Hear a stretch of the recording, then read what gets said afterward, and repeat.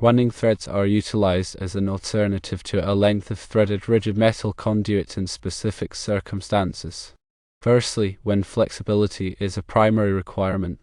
Rigid metal conduit, while robust, can present challenges when navigating around obstacles due to its inherent stiffness. Bending conduit can be a labor-intensive process requiring specialized tools and expertise. Running threads, however, offer a distinct advantage in such scenarios. Their flexible nature allows for easy bending and shaping to conform to curves and irregular pathways. This adaptability makes them suitable for installations where precise alignment with rigid conduit would be difficult or impossible to achieve. Secondly, when space constraints are a significant consideration. Rigid metal conduit, by its very nature, occupies a considerable amount of space due to its diameter and the necessary fittings. In installations where space is at a premium, such as within machinery or in crowded electrical panels, running threads offer a more compact solution. Their smaller diameter allows them to be routed through tight spaces where conduit would simply not fit. Thirdly, when cost is a major factor in the project. Rigid metal conduit, along with the associated fittings and labor required for installation, can represent a significant expense, particularly for shorter runs. Running threads typically present a more economical alternative, reducing material costs and potentially lowering labor expenses due to their ease of installation. Fourthly, when weight is a concern. Rigid metal conduit is, as the name suggests, a heavy material. This weight can pose challenges during installation, particularly in overhead applications or where structural support is limited. Running threads, being significantly lighter, offer a more manageable solution, reducing the strain on installers and minimizing the need for extensive support structures. Fifthly, when electromagnetic interference, or ME, is a factor.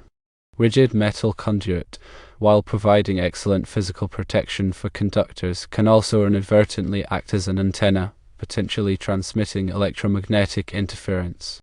In sensitive electronic environments where EMI mitigation is critical, running threads offer an advantage. Their non-conductive nature minimizes the risk of EMI transmission.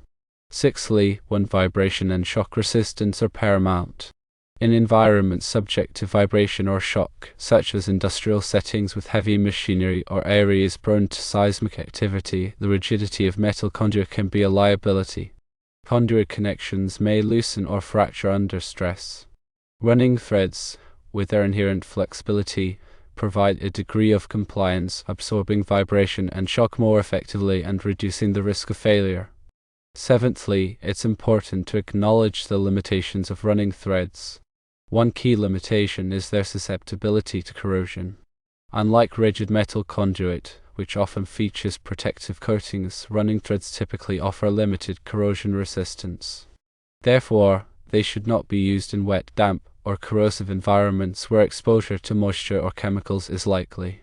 The lifespan and reliability of running threads in such conditions would be significantly compromised. Finally, running threads are much easier to install than conduit, as they do not require threading or bending. The ease of installation of running threads contributes significantly to their appeal in suitable applications. The absence of threading requirements streamlines the connection process, saving time and effort. Similarly, the flexibility of running threads eliminates the need for precise bending, further simplifying the installation procedure. Consider the environment, the specific requirements of the electrical system, and the trade-offs between cost, flexibility, and durability. Each application should be carefully evaluated to determine the most appropriate wiring method. The National Electrical Code, or NEC, provides comprehensive guidelines for electrical installations, including the proper use of both rigid metal conduit and running threads. It's crucial to consult the NEC and local electrical codes to ensure compliance and safety. Articles 300.10 through 300.12 of the NEC cover the general requirements for wiring methods and materials, emphasizing the need for mechanical protection and proper support. Article 344 specifically addresses rigid metal conduit, outlining its permissible uses and installation requirements. Article 396 covers the requirements for cable trays, which may be used in conjunction with running threads to provide support and organization. Article 300.4 addresses protection against physical damage, specifying methods for protecting conductors and cables from abrasion, impact, and other hazards.